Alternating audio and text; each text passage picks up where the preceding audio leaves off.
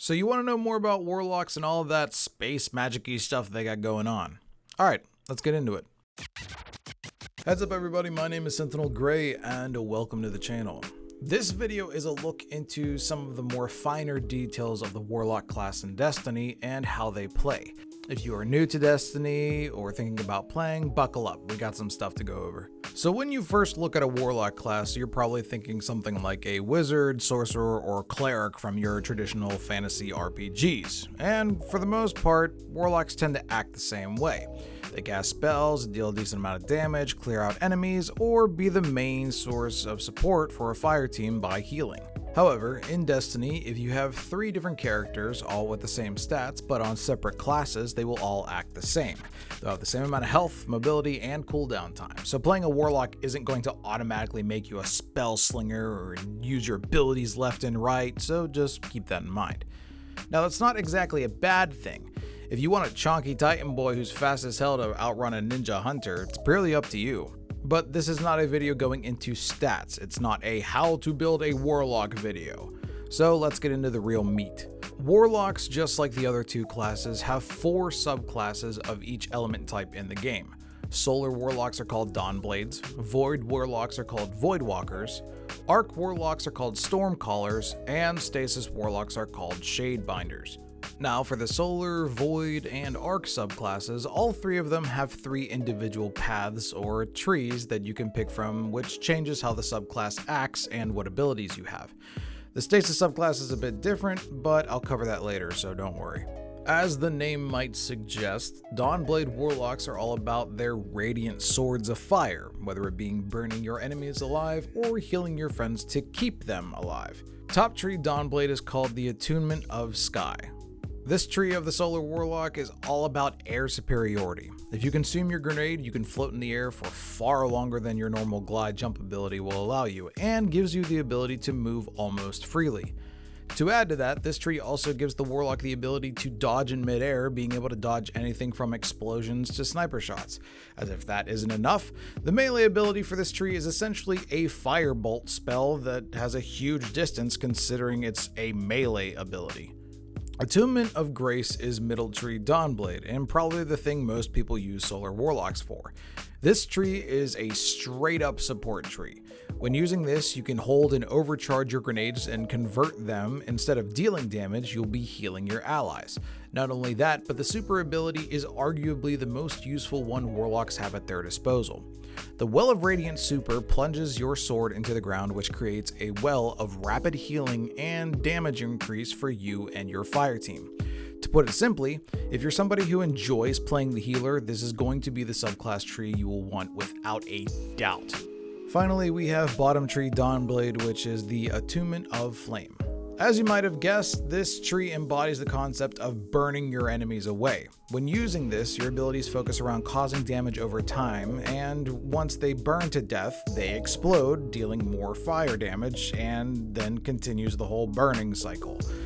This, without a doubt, does the most work when surrounded by enemies, so you can easily burn them away to clear yourself a path. The super ability is going to be your main focus here, with a lot of the perks in this tree revolving around it.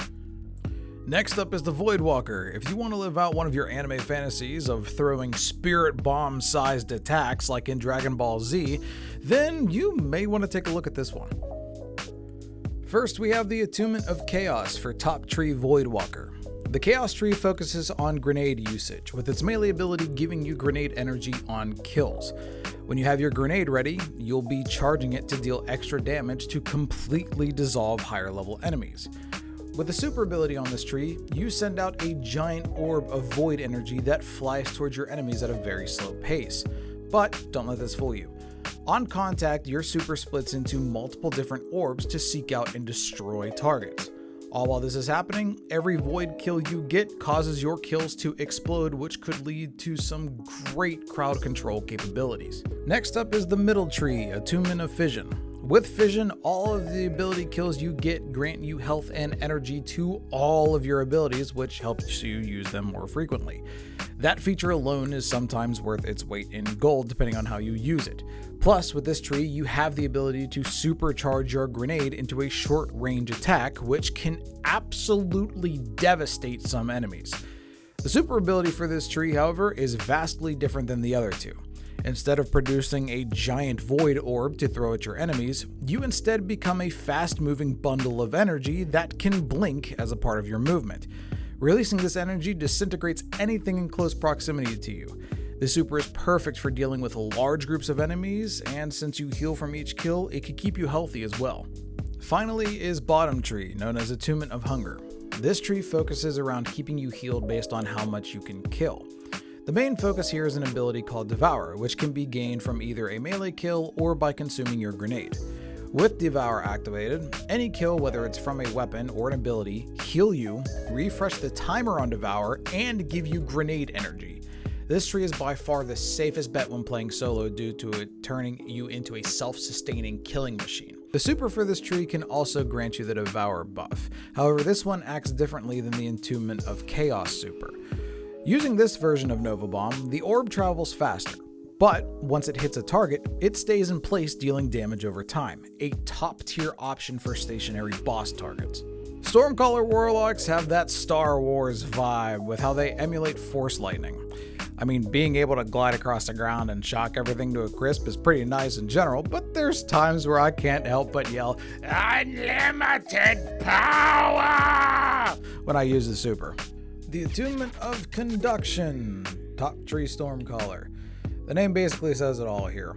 This tree is all about using your lightning abilities and chaining it from enemy to enemy.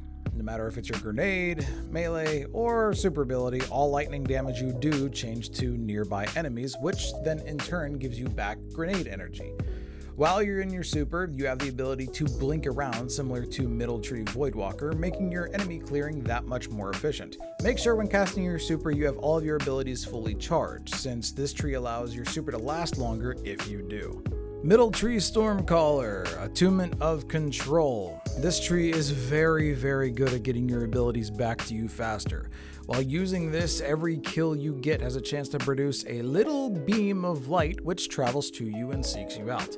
This beam of light, when collected, grants you energy for every single one of your abilities.